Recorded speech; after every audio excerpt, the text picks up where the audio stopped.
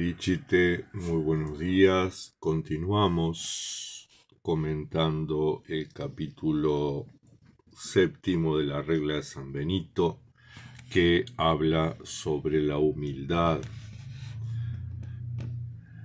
La humildad como una escalera a la que se va ascendiendo en esta escuela del servicio del Señor. Y por ahí el cardenal Pironio,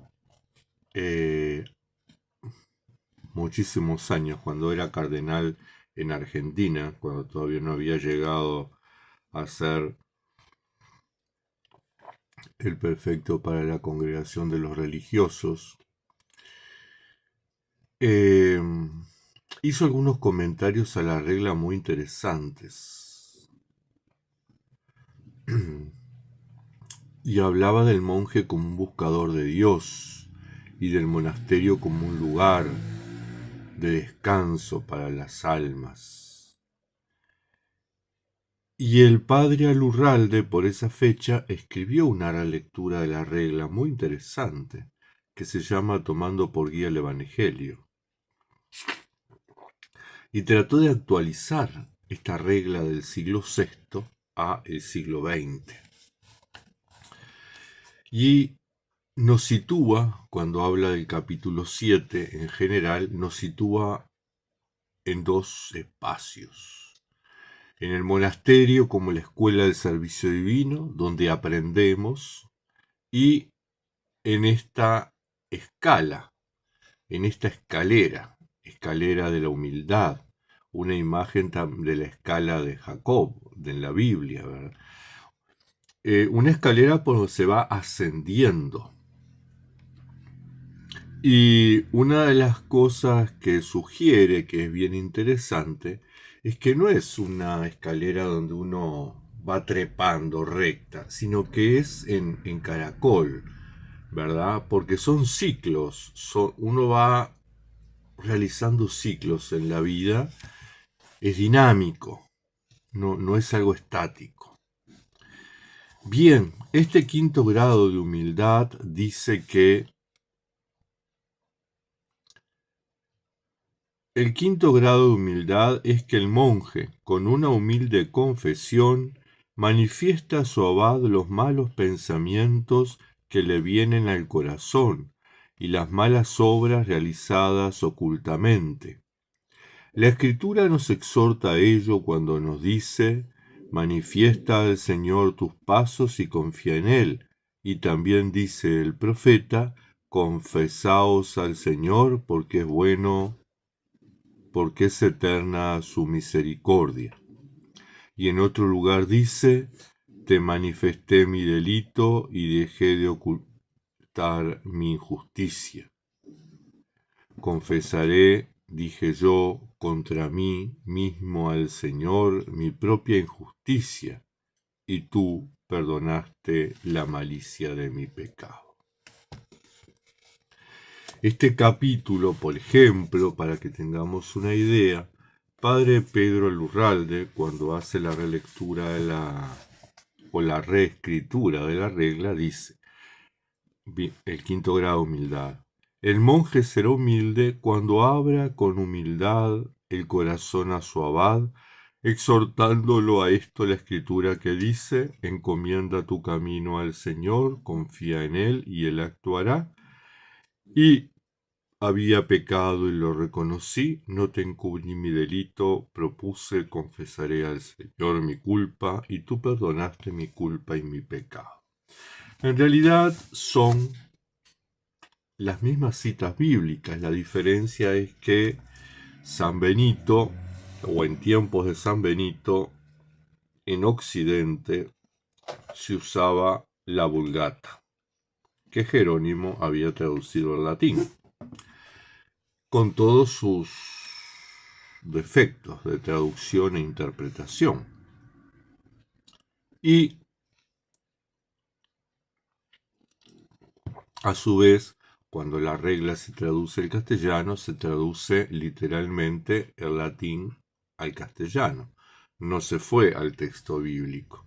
Entonces, por eso a veces las citas bíblicas resultan, de la Vulgata, en castellano resultan tan distintas a lo que es una cita bíblica actual en castellano, porque están traducidas del original. No es una traducción de traducción. Las citas bíblicas actualmente están traducidas de los originales griegos, arameos, hebreos. Bien, pero lo que es importante es como, para tener en cuenta, es la importancia que tiene la confianza en el Padre Espiritual, el discípulo en el Maestro. Dice la versión del Padre Pedro Lurralde: el monje será humilde cuando abra con humildad el corazón a su abad. Es decir, cuando le tenga confianza, cuando hable con confianza de lo que le pasa, ¿verdad? Cuando le revele a su abad todo lo que hay en su corazón, lo bueno y lo malo. Benito se centra más en lo malo, ¿verdad? Dice: cuando manifiesta a su abad los malos pensamientos que le vienen al corazón y las malas obras realizadas ocultamente. En realidad, nuevamente, tenemos que situar la regla en su contexto del siglo VI y de aquel monacato medio incivilizado, por darle algún nombre, ¿verdad? Pero lo importante es justamente abrir el corazón, poder confiar para que me ayuden a discernir, para que me ayuden a visualizar, para que me ayude a diferenciar lo que es de Dios de lo que no es de Dios.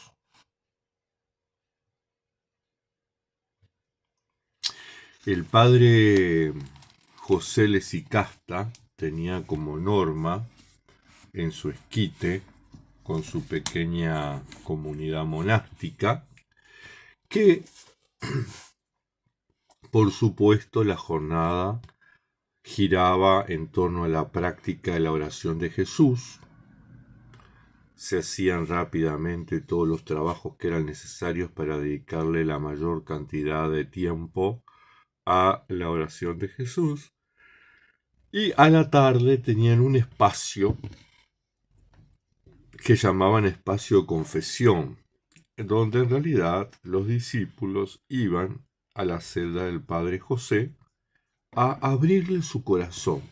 La confesión no significaba ir a reconocer los pecados del día, sino contarle cómo había sido esa jornada, contarle con sinceridad, con confianza, por eso el abrirle el corazón.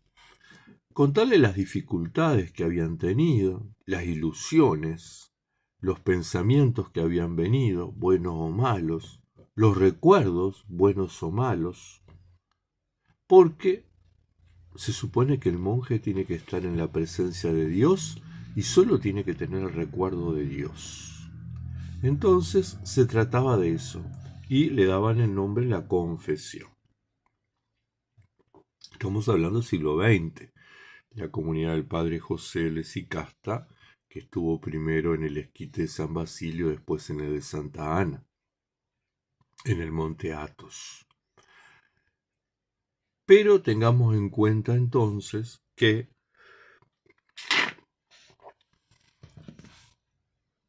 es fundamental la confianza en esas dos figuras que se dan en la vida monástica: el discípulo y el maestro, el hijo y el padre espiritual, el monje y el abad, o la monja y la abadesa.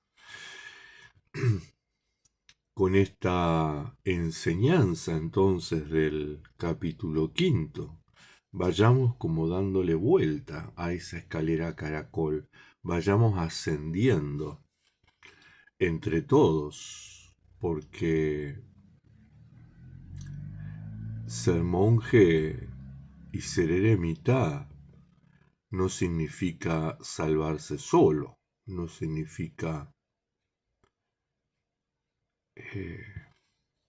avanzar solo. Tenemos una comunidad, salvo aquellos eremitas que optan por la soledad absoluta, por la reclusión. El resto, al igual que los cenobitas, tienen referentes, tienen una comunidad con quien avanza, con quien aprende el camino de la humildad. Juntos vamos caminando como comunidad monástica y sicasta, juntos vamos como comunidad ascendiendo, juntos vamos animándonos unos a otros en este camino de la vida monástica, en esta escuela del servicio divino. Hermanos, hermanas, tengan muy buena jornada.